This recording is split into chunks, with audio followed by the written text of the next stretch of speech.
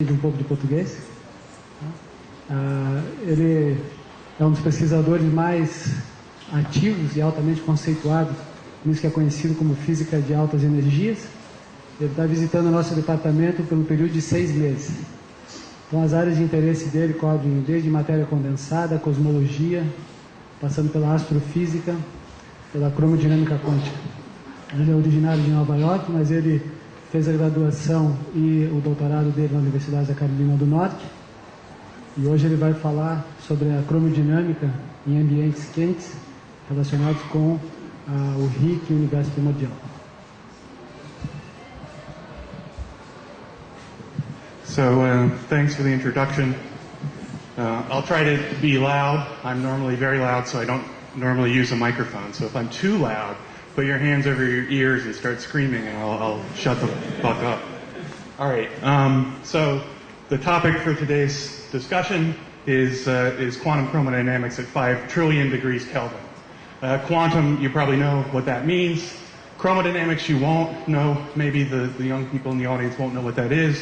But by the end of the talk, you should have a sort of intro feeling for what is chromodynamics. And 5 trillion degrees Kelvin, well, trillion is 10 to the 12 degrees Kelvin. The temperature of the surface of the sun is around 10 to the 6, 1 million degrees Kelvin. So we're talking about temperatures that are 1 million times hotter than the temperature of the sun, to put everything in context. Let's see if this thing will work.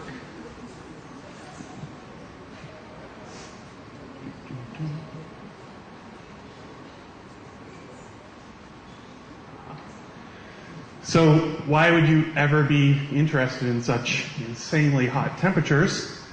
Well, we know that there's this theory out there called the Big Bang Theory. There's even a TV show about it, right?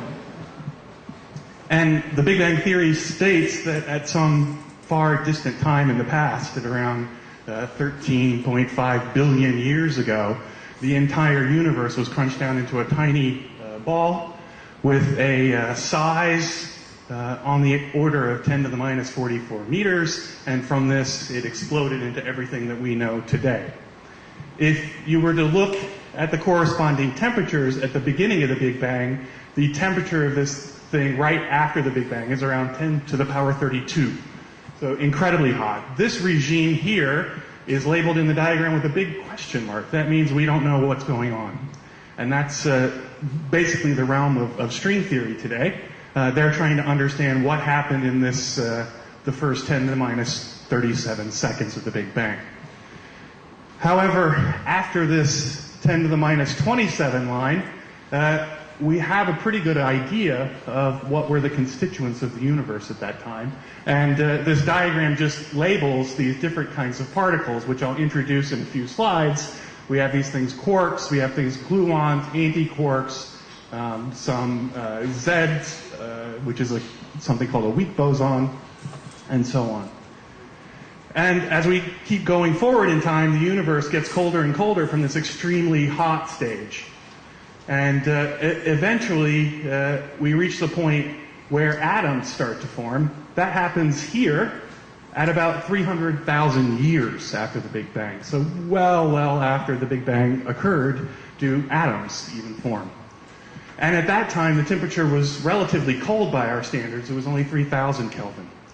And then from atoms, we made stars and supernova and everything, and then planets were formed, and then we came about. Now, there's a way to test the Big Bang Theory, and the astronomers in the audience will appreciate this.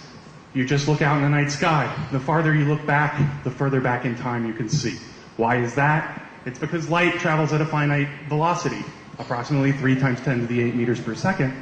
And if you're looking out farther in space, say 12 billion light years away, that means the light took 12 billion light years to get here, and therefore you're seeing a snapshot of something in the past. This image here is an image from what's called the Hubble Deep Field scan, which just took a little tiny speck out of the night sky and visualized what was going on. These little dots of light that you see here are not stars, but entire galaxies. So you can measure the properties of these things as a function of the distance from the Earth which corresponds to farther back in time. So you're now measuring the property of the universe as a function of time just by looking out in the night sky. And what you see is that there's clear evidence that it just was getting hotter and hotter and hotter.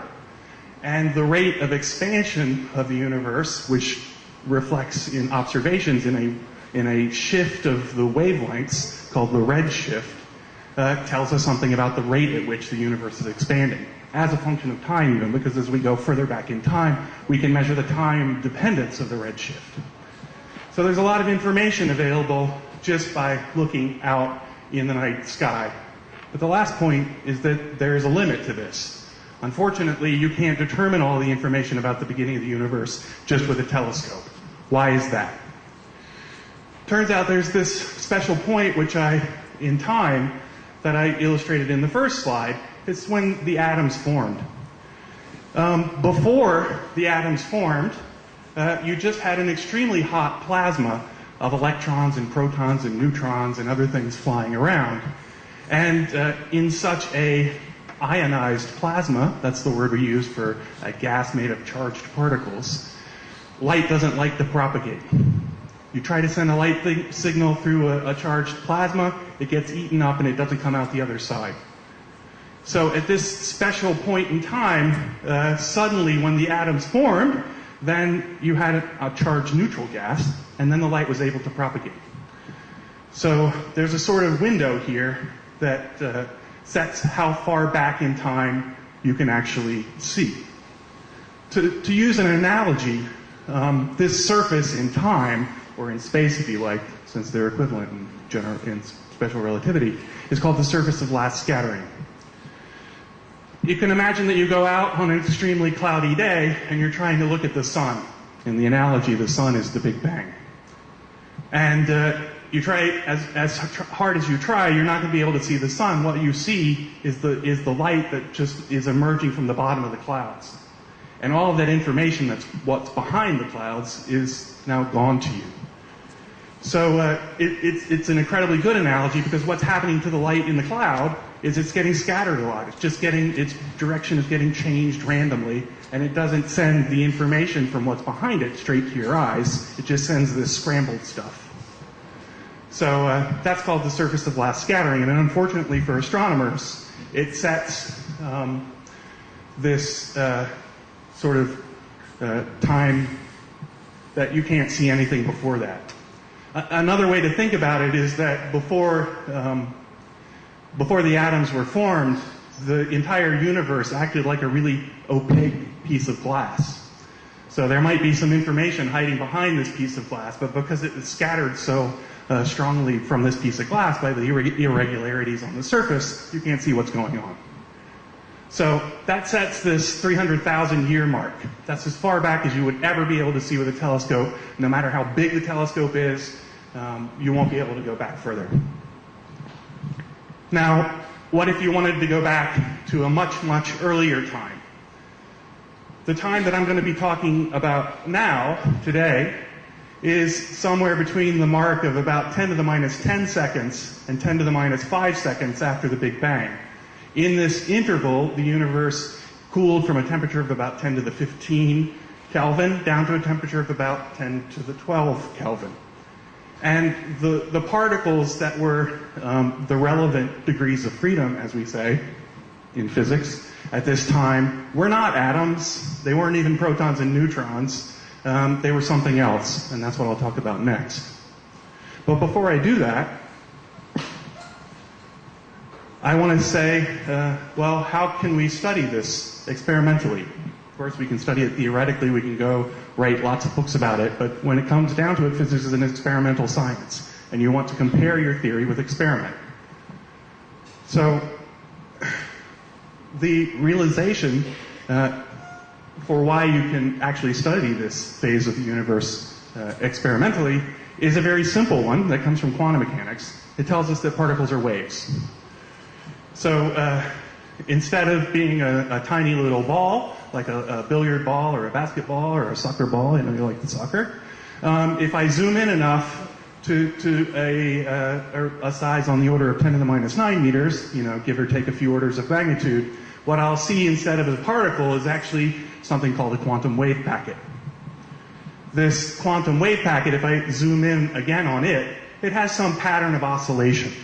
And this pattern of oscillation has a certain length over which it sort of repeats. If it was a pure sine or cosine wave, it would repeat indefinitely.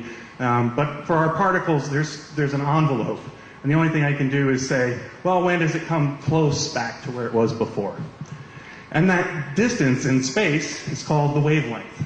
And in the quantum mechanics context, this is the quantum wavelength of your particle. Why is this relevant? Well, the first person who pointed this out to the physics community was a guy named Louis de Broglie in 1922. He found the following relationship, that this quantum wavelength of a particle is inversely proportional to its momentum. If you don't know what the momentum is the mass times the velocity of something classically.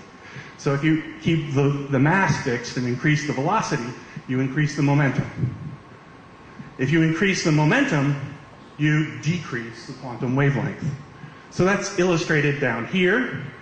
Let's go over here first.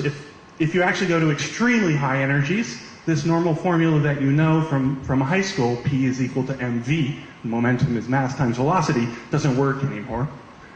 And in fact, at extremely high energies, the formula is more like this, that the quantum wavelength is proportional to 1 over the energy of the particle.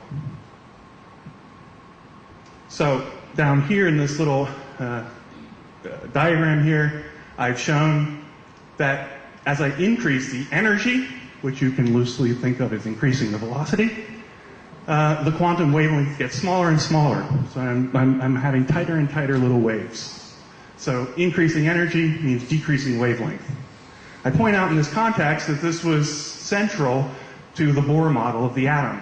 Why do we have these discrete energy levels in the atom? It's directly related to this quantum wavelength and the fact that the wave function of our electron as it circles around the nucleus has to smoothly match back onto itself. It's what's called a circular or a periodic boundary condition for this wave.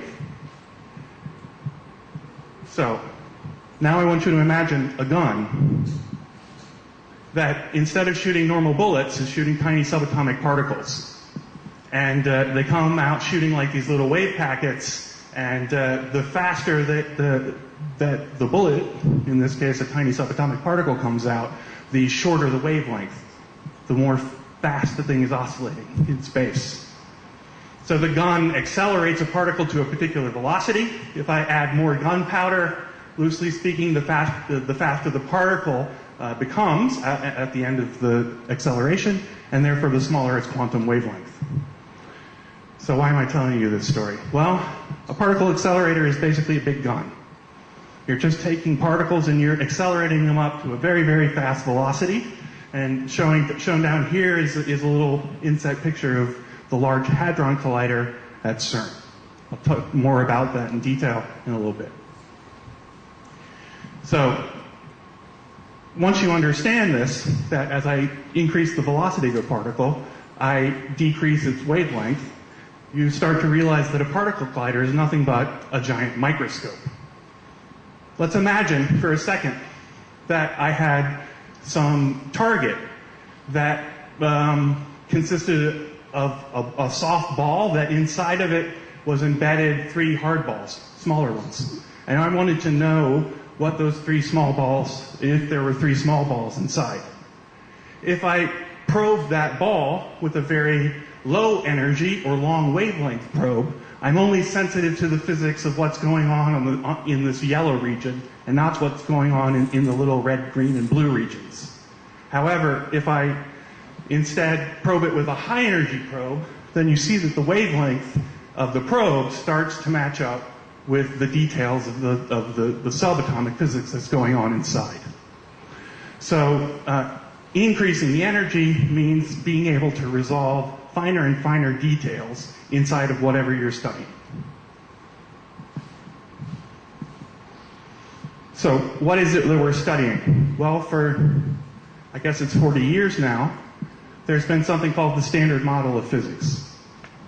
The Standard Model consists of 17 particles There are 19 parameters, and it's been extremely successful at describing a host of experimental data. No violations have been found to date. The moment you find a violation of the standard model, you win a Nobel Prize. So everybody is sort of incentivized to find a way to break it. So it's quite opposite from the way you would think that people outside of physics might think of physics. They might think of it as a giant conspiracy that we're all playing the same game. But in fact, it's a giant competition to prove the other guy wrong. So what are these 17 particles? Well, it turns out that you can separate all of matter up into two basic groups. There are some guys called fermions. They turn out to have a quantum property which is called spin, and they have a multiple of half integer spin. And there's another class of particles which are called bosons. Those guys have multiples of integer spin.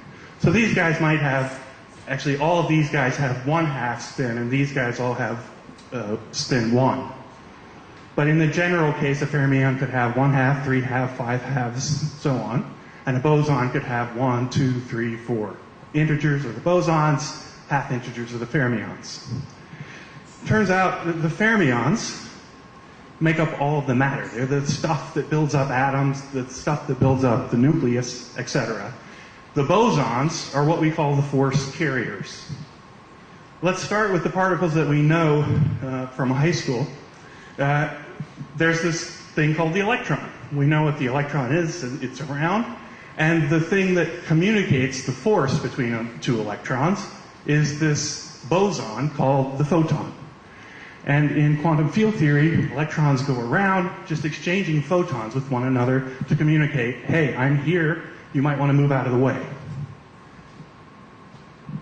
Turns out there's not just one kind of electron, there's 3 kinds of electrons.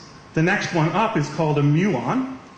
Muon is just a heavier electron. In every other way, it acts like an electron. It has a spin 1/2, it has a negative charge, but it's about 100 times more massive.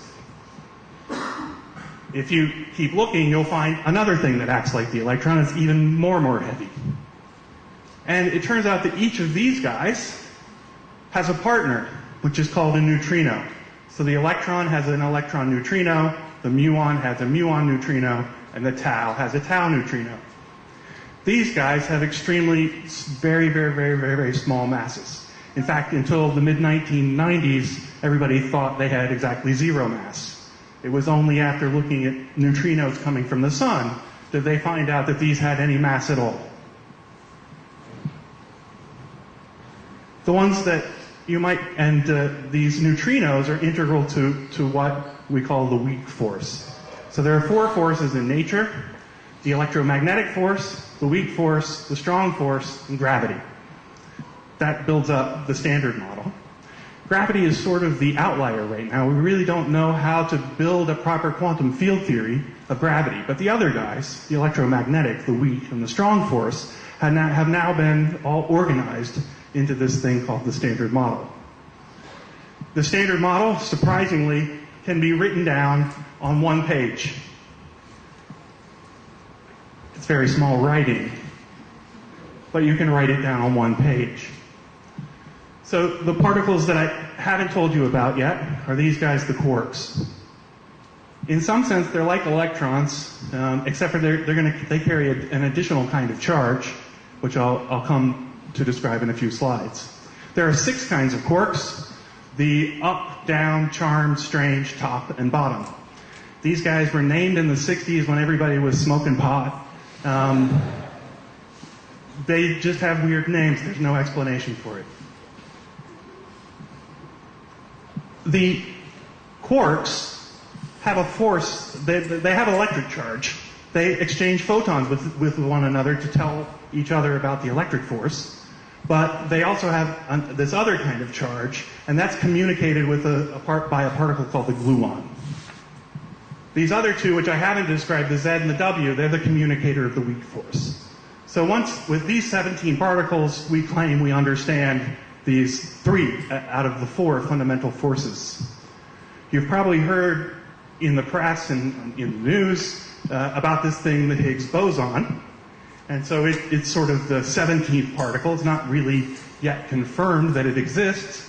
It was postulated by a professor named Higgs in England in the, I think it was early 70s, late 60s, I don't remember, late 60s.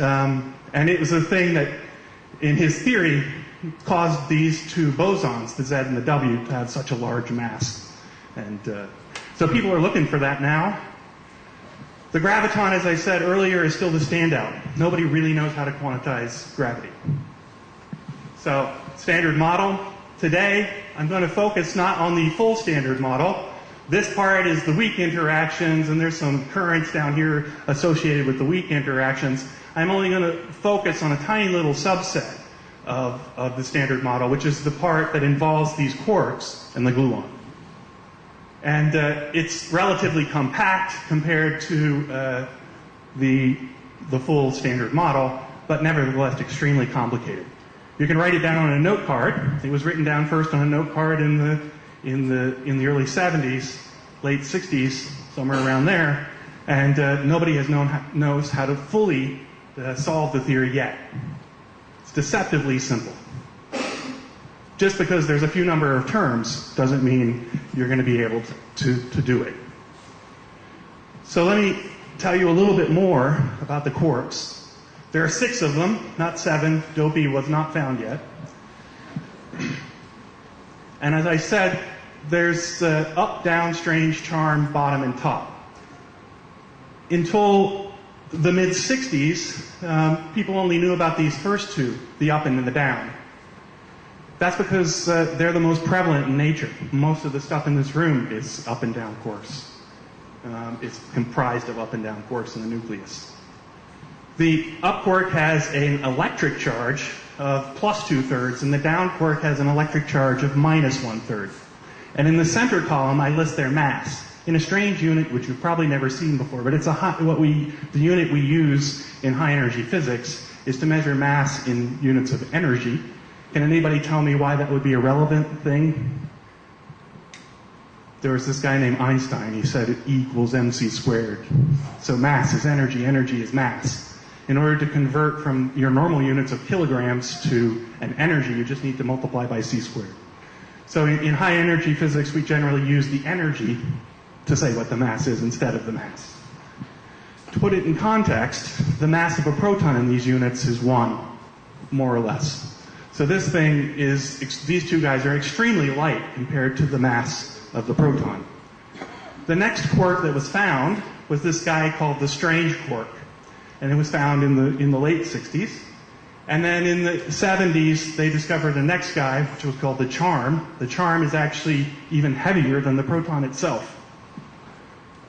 And then shortly after, they discovered something called the bottom, and then you had to wait 10 years until Fermilab in the States finally discovered the final quark, which is supermassive. It's 171 times the mass of the quark, of the proton, essentially. Now, no one is to say, it's not been ruled out in any way, that there aren't more. It keeps going. That there might be even heavier quarks out there.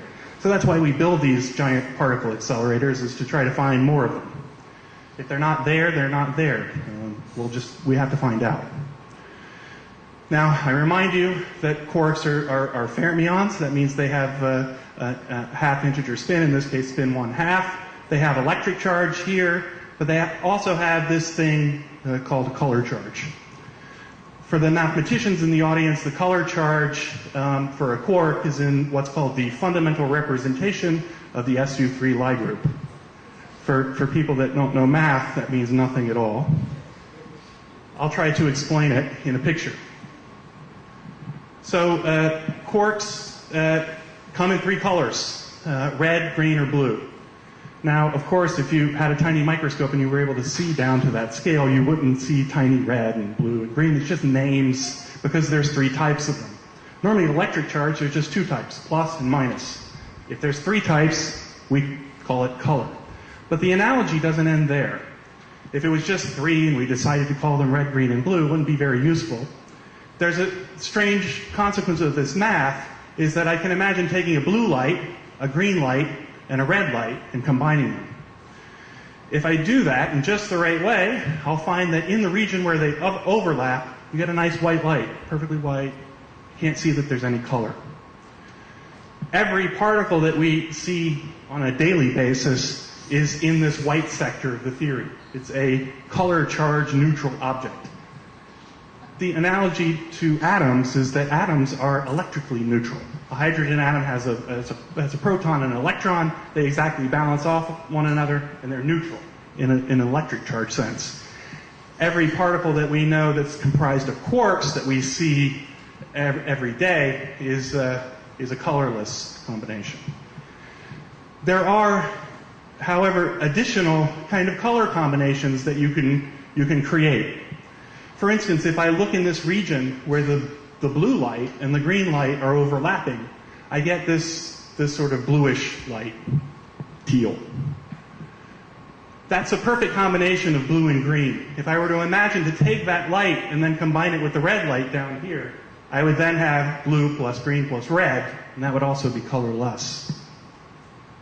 So you have colors, red, green, and blue, and all of the antiparticles carry this anti-color, anti-blue, anti-red, and anti-green.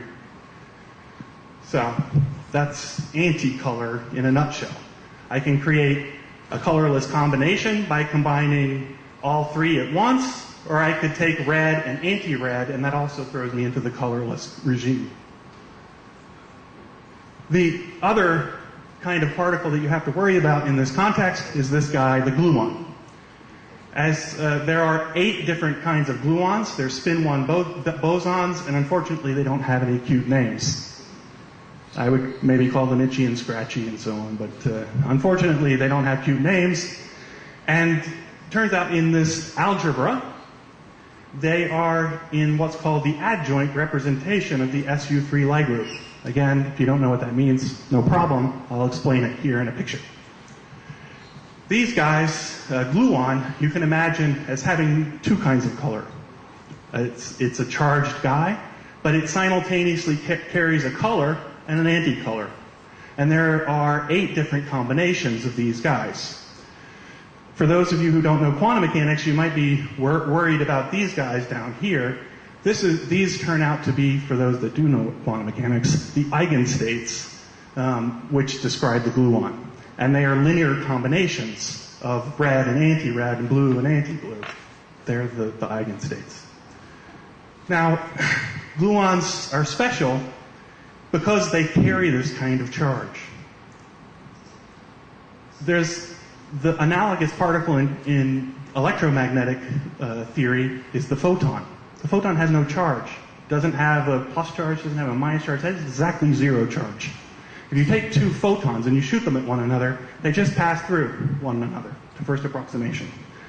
They don't see each other, there's no electromagnetic force between them, nothing happens. However, these gluons carry this color charge, and if I take 2 gluons and I shoot them at one another, they do interact with one another. The way that we describe this in modern quantum field theory is through something called Feynman diagrams. So the fundamental vertex for quantum electrodynamics is this guy, where I have a photon coming in, it hits an electron that's been propagating along and changes its direction. Doesn't need to push it away, it can also pull it towards, but that's the only vertex, so photons only couple to the electrons. In QCD, the picture is different. There is a diagram that looks pretty much the same, where I have a gluon coupling to a quark and changing its direction. But there are these additional diagrams. Because the gluon is charged, I have gluon interaction diagrams. This is a 3-gluon interaction, so I can have a gluon come in and split into 2 gluons. I can also have 2 gluons come in and 2 out. You could come in along any legs. You could have 1 gluon in, 3 gluons out, and so on. Turns out that this turns the theory into something called a nonlinear quantum field theory. And that's the reason that it's extremely hard to solve is because of these interactions of the gluons with themselves. In that sense, it's completely unlike QED.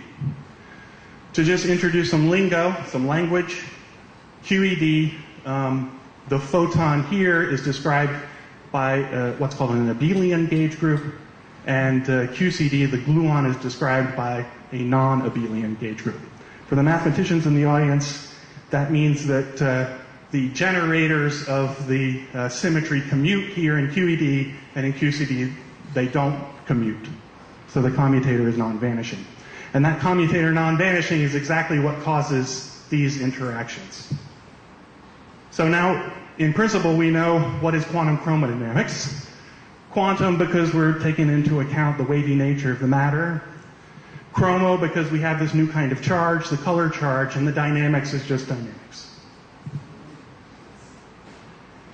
So how do these guys fit together to make the stuff that we see every day?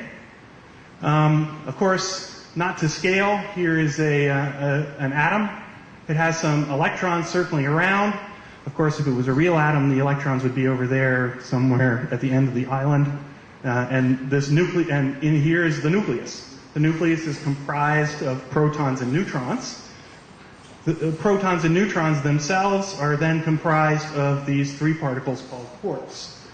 You can separate things that are comprised of quarks into two broad categories. The first category is called a baryon. A baryon is anything that contains three quarks. Pretty easy.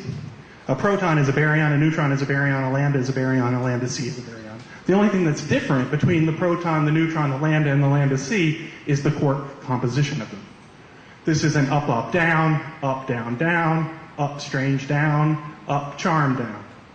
So you just mix and match your different quarks and you make these different baryons.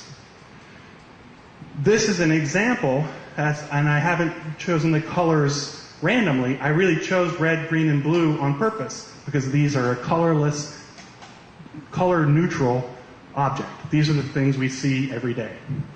There's another way, as I remind you, that I can make a colorless object, and that's to combine a color and an anti-color. That's where the second class of particles that contain quarks come from. They're guys that contain a quark and an anti-quark that have a color and an anti-color. So in this diagram, there's a particle called a pion. It consists of an up quark and an anti-down quark. And yellow is the color of anti-blue. And again, I can switch around the different quarks, and when I switch around the different quarks, so maybe instead I want to take an up quark and an anti-strange, then I get a different kind of meson. And that's called a kaon.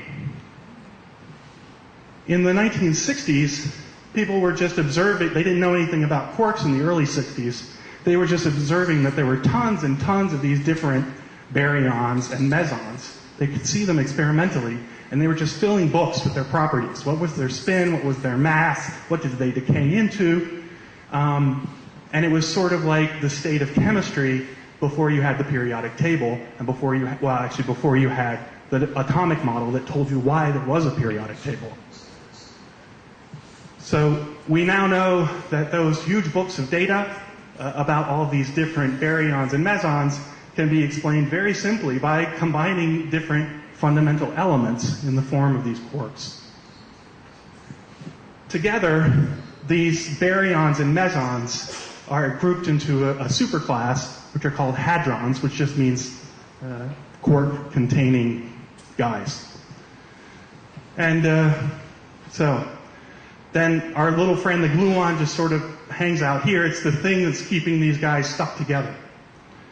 The size of a proton is on the order of 10 to the minus 15 meters. It's very small, and this force has to be extremely strong to hold them together. Because remember, these guys have electric charge. And in fact, two up quarks here, they have the same electric charge. They want to get away from each other by the electromagnetic force. It's the only reason they don't run away from one another is because they're these gluons holding them together. Really strong.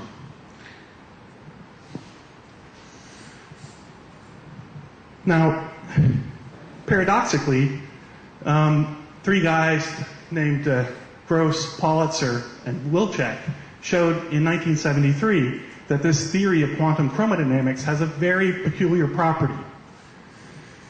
They showed that if I imagine I have two quarks coming along, here's quark number 1, here's quark number 2, they're going to exchange a gluon with one another to communicate the force, and I've labeled the momentum here of the gluon with the letter Q. So they exchange a gluon with momentum Q. They showed that if this momentum was less than some certain threshold, 300 MeV it turns out, something called lambda QCD, that these quarks are really stuck together. They do not want to come apart. However, if you were to increase this momentum exchange, so these guys are now really sending a really high energy gluon to communicate with one another, that this only couples them very, very weakly together. This property is summarized in a sort of effective coupling constant. In QED, we think we have this thing, the electric charge. It tells us exactly how to compute the force between two objects, right? You would think that the same kind of thing exists in quantum chromodynamics. There'll be a color charge. But in fact, the color charge is a sort of an effective color charge, which changes with the momentum that you're probing the system. So here I show this color coupling. This is the coupling strength between our two quarks. You can think of it as the charge, in a certain sense, as a function of the momentum. And this is a logarithmic scale here, going from 1 giga-electron volt to about 200 giga-electron volts. And there are various different experiments: deep inelastic scattering, E plus E minus annihilation, heavy quarkonia. Anyway, they all are collected here. And they're compared to not the original calculation of Gross, Politzer, and Wilczek, but now the sort of refined, what's called 3-4 loop running coupling. And as you can see, there's an incredibly good agreement between the experimental data on this sort of coupling constant and the theory. But importantly, what we see is exactly what was reflected in these diagrams. As I decrease the momentum exchanged between our guys, the coupling constant shoots through the roof. They really want to stick together. As I increase the energy, they become weakly coupled. Now this is good news for anybody running a particle collider, because as you increase the energy of the particles coming in your particle collider, it moves you to the right on this curve, because on average they're going to exchange more momentum. And this is why QCD is such a successful theory these days, is because when this coupling constant becomes weak, there are mathematical techniques called perturbation theory, which you can use to systematically describe what's going on. If this coupling constant is really huge, these techniques fail. So it was sort of luck, in a certain sense, that Gross, Politzer, and Wilczek found this, because it meant that you had a systematic way to compute things now. For those of you curious in the audience, I want to explain a little bit more about the running coupling.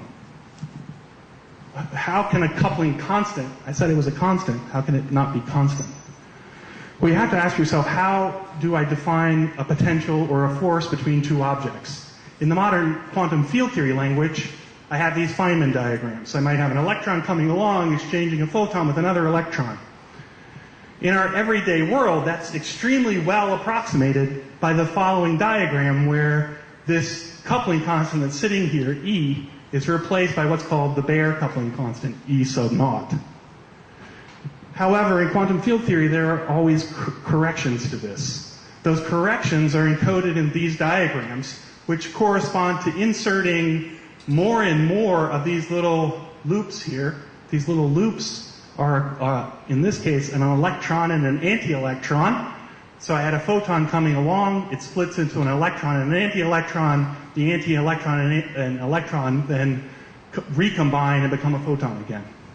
This is something called a quantum loop correction. You can insert one of these into this line, you can insert 2, 3, 4, 5, and so on. And these quantum loop corrections turn out to change what you call the coupling constant.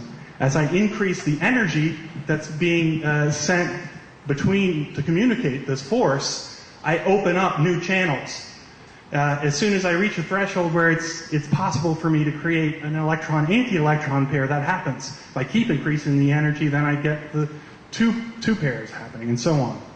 Turns out this entire series can be resummed, and you can get a nice little analytic answer.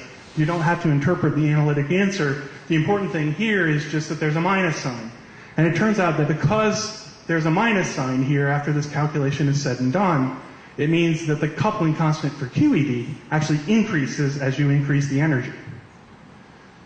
In our everyday world, that's an extremely weak effect. In fact, subleading, we don't need to worry about it. If you perform the same analysis in QCD, so I imagine that I have the gluon that's being exchanged by two quarks here. Again, in this gluon, I can pop a quark-anti-quark pair, but there's also these new diagrams because the gluons can interact with one another. There's this 3 gluon vertex that a gluon can split into 2 gluons, then recombine, and then become 1, and so on. So what Gross, Politzer, and Wilczek did was sum this entire series up, and they found a result that was analogous to the QED result, except for this coefficient, the thing here in the parentheses, was different. In fact, what they found was that for any NF, what is NF? NF is the number of different kinds of quarks that we have. As far as we know, there's 6 of them. They found that if the number of quarks is less than 16.5, then the sign of this thing was different than that guy. This was plus, that was minus. And so their conclusion was that the coupling constant is going to behave in exactly the opposite way. Instead of increasing as I increase the energy, it's going to decrease.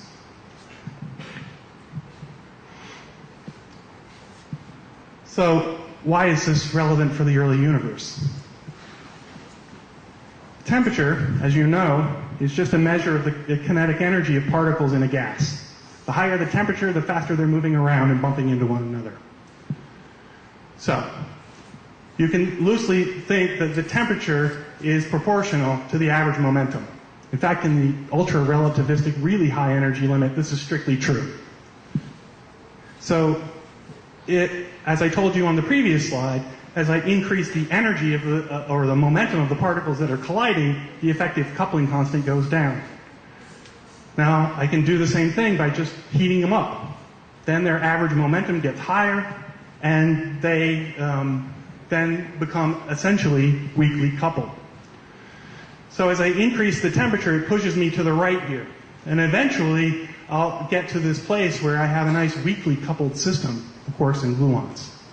People used this in the early 70s to make a quite nice prediction that if I were to heat up a system enough, eventually the quarks and gluons wouldn't stick together. They'll fall apart. You'll get what's called a deconfined gas of quarks and gluons. And it was this prediction that started this whole experimental and theoretical effort to understand quantum chromodynamics at extremely high temperatures. In our everyday lives, we normally consider 3 phases of matter. We have our solids, liquids, and our gases. If we take ice and we heat it up above 0 degrees centigrade, it becomes a liquid. If we heat that up above 100 degrees centigrade, it becomes a gas. And we all know that. Very nice. In fact, you can make a thing called a phase diagram for water. Here I show on the horizontal axis the temperature in Celsius, and on the vertical axis the pressure in atmospheres.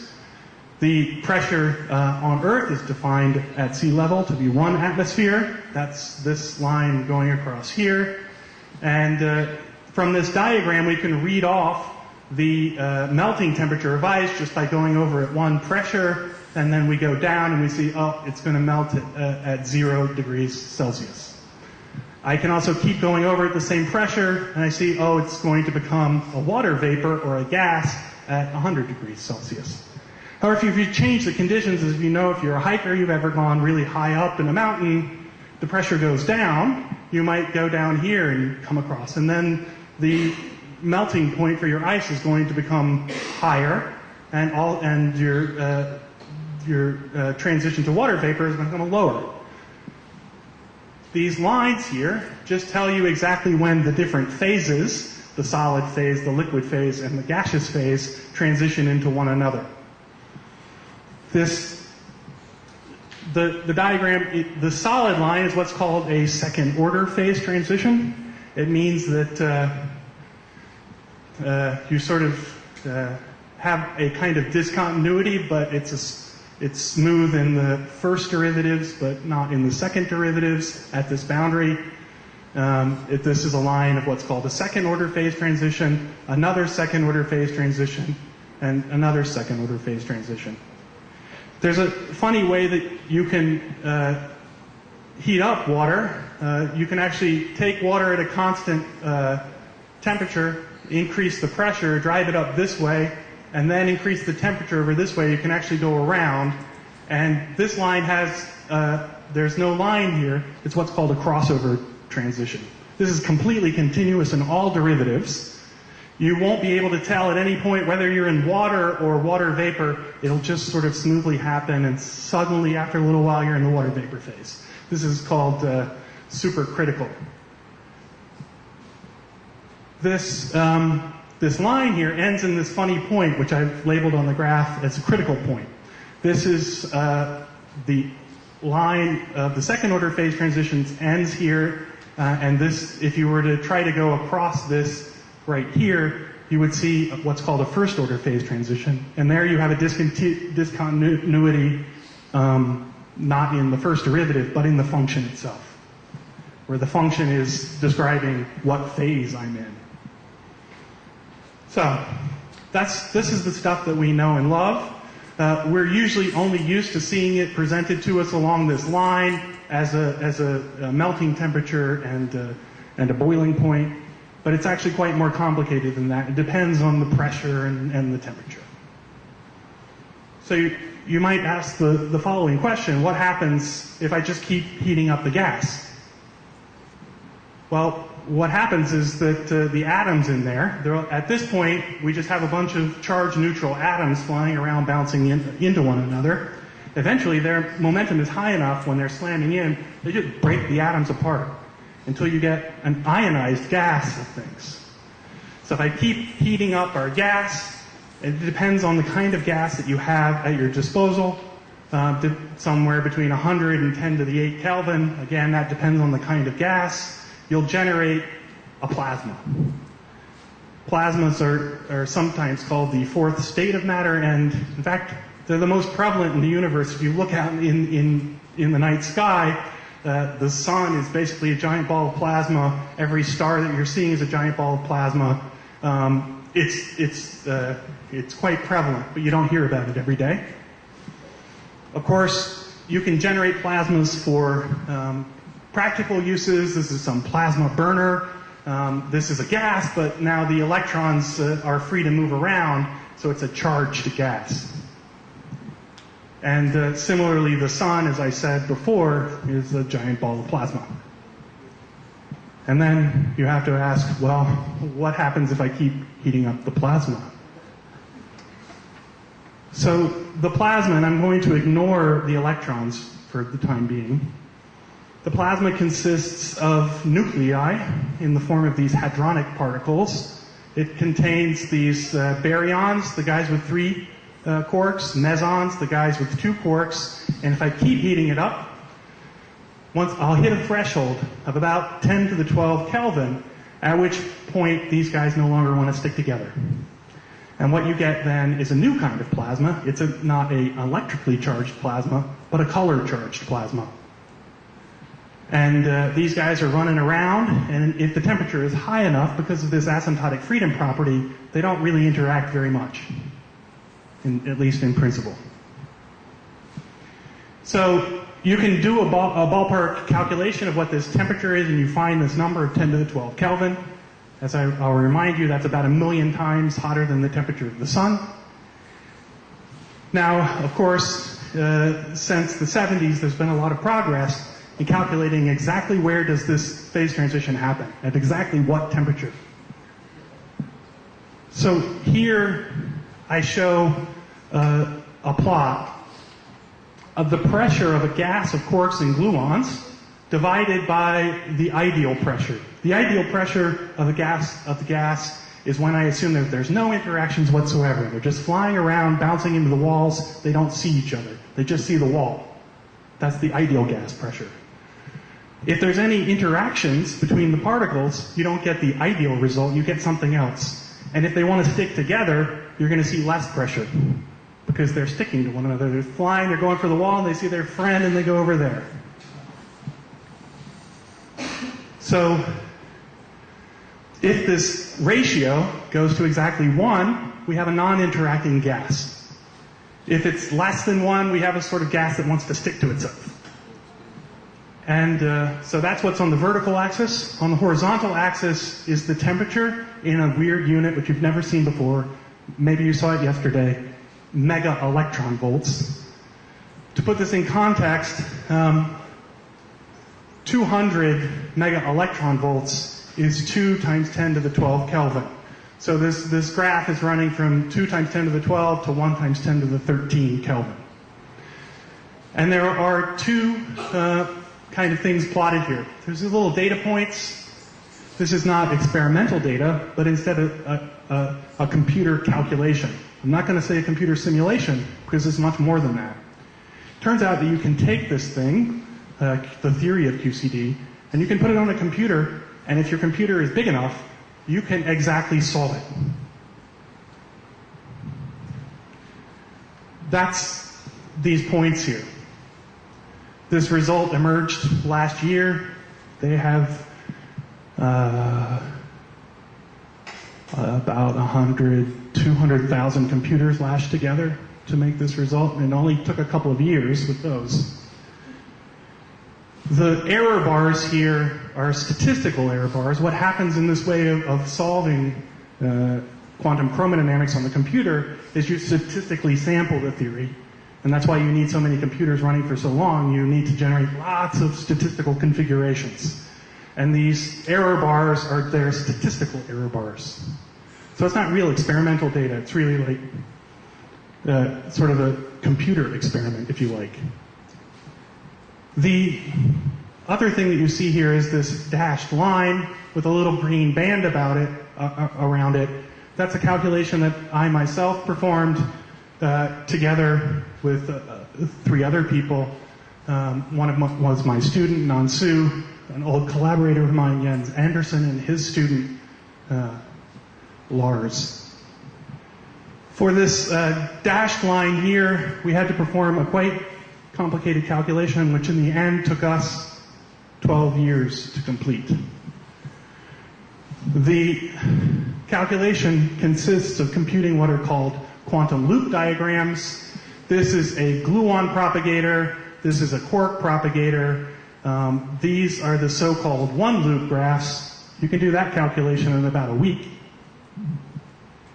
Then you want to correct this. If you just calculated this without including any information about the temperature of the system, you would just get ideal gas. If you want to take into account the interactions between the guys in the gas, you have to go to the next level. These are the so-called two-loop diagrams. Aptly named because if you see here, this has 1, 2 loops, 1, 2 loops, 1, 2 loop, and so on. This calculation took us about 4 years. Now, those of you who have maybe done a calculation like this in the past might be asking, why did it take so long? This is not a bare gluon propagator for the experts in the audience. This is what's called a dressed gluon propagator, which is built in the sort of finite temperature effects from the beginning. And it turns out to make this calculation a mess. The next set of diagrams were all these guys. Those are the so-called 3-loop diagrams, and now we have dressed propagators, dressed vertices, blah, blah, blah. Only 6 years were required for that. But when you're done, what you get for all of your effort is a nice analytic expression, which you can write down here. I don't expect you to read it. Suffice to say there's no computer involved. It's numbers. These are special numbers, but they're just numbers. You can compute it. And that's what generates this curve here. The little band that's coming around it is an estimate of our theoretical uncertainty, which comes from something called renormalization invariance. As you can see, the theory and this computer data agree extremely well, and they both point to this phase transition being somewhere around 175 plus or minus 15 MeV. So we have two sources of information, both pure analytic calculations and these computer simulations which are converging. This effort took 20 years to get to this point. Hello. So that diagram I showed you previously was just showing you the pressure as a function. Sorry, I forgot to explain something about this. So why is it important that suddenly, so the lattice data, the computer simulation says the pressure is very low down here and suddenly it increases. That's the point where you see this phase transition. You can imagine that you have one phase of matter embedded inside of another one. If it has a pressure greater than the pressure of the stuff around it, it's going to overtake the volume and it's going to be the dominant form. So the moment that you see a rapid change in the pressure, that tells you that you're going to be changing from one system into the other. Down here, we just have the hadrons, quarks in 3s and 2s, and up here we have this thing where the quarks are flying around freely. So this rapid increase in the pressure tells you that this is the phase transition. Sorry, I forgot to mention that earlier. But that's just along this temperature line. As I increase the temperature, if I'm at very low temperatures, I'm in what's called the hadron phase. And as I increase the temperature, when I reach this threshold of around 175 plus or minus 15 MeV, I'm going to be in this quark-gluon plasma phase. And I remind you that 200 MeV is around 2 times 10 to the 12 Kelvin. But just like water, there's another direction we can go. We can increase the pressure. The way that we do it in particle physics is not to show the pressure on this axis, but to show the density. So it's basically the same. As you increase the pressure, you're going to increase the density of the system. So as I move to the right over here, this is increasing density. And we sort of see all of the features of the water phase diagram appearing here in the QCD phase diagram. We see this solid line, which is the line of second order phase transitions. We see this endpoint here, that's a first order phase transition. It's called the critical endpoint. And this sort of the yellow-red dashed line here, that's a crossover. It's like you don't really know if you're in this phase or that phase. You sort of smoothly go from this guy to that guy. I'll flash back to here. That's reflected in the data. If you had a first order phase transition, what would happen in the pressure is it would come in, and then suddenly there would be a discontinuous jump. If it was that would be a first order phase transition. If it's a second order phase transition, what happens is it comes in flat, and then it's continuous, but the first derivative is discontinuous. If it's a crossover, it's just a nice smooth curve, and you can take derivatives of it forever. So it turns out that at very low densities and high temperatures, the transition is this thing called the crossover. There's a bunch of interesting things hiding over here, and that's the realm of the talk that you heard yesterday. It's the other limit of extreme QCD, instead of incredibly high temperatures, incredibly high densities. And over here, you also, from the theory, expect to have a deconfinement of the quarks as you increase the density. In this case, it's not that they're smashing into each other a lot, it's just that they overlap and essentially become one giant nucleus, actually one giant neutron. And there's all weird phases out here. I'm not going to talk about it. Suffice to say that it's an extremely active area of research. So, as I said before, physics is an experimental study. We have these sort of computer simulations, we have analytic calculations, but we have to reconcile those with experiment. There are two experiments which I'm going to focus on today. One is called RIC. It stands for the Relativistic Heavy Ion Collider. It's on the end of Long Island in the state of New York in the United States. And what they do in that experiment is they collide gold nuclei with gold nuclei. If you're curious, how do I get a single gold nucleus? You start with a gold atom, you slam it through a thin foil of gold, you strip off some electrons, you put a field to bend the guys that have been charged a little bit, and you keep slamming it through foils until eventually you just get the raw gold nucleus, and then you spit it down the accelerator pipe.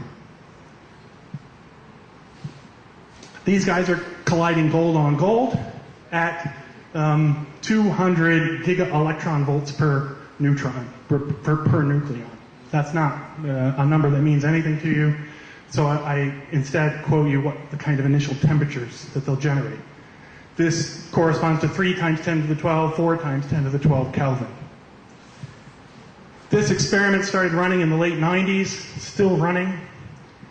In fact, they are now trying to find this point, trying to find that point in the phase diagram. The newest experiment is at the Large Hadron Collider outside of Geneva in Switzerland. And it's at CERN, the Center for European Nuclear Research. And there they're colliding lead on lead. If you wonder why gold on gold and why lead on lead, they're just looking for the biggest nuclei.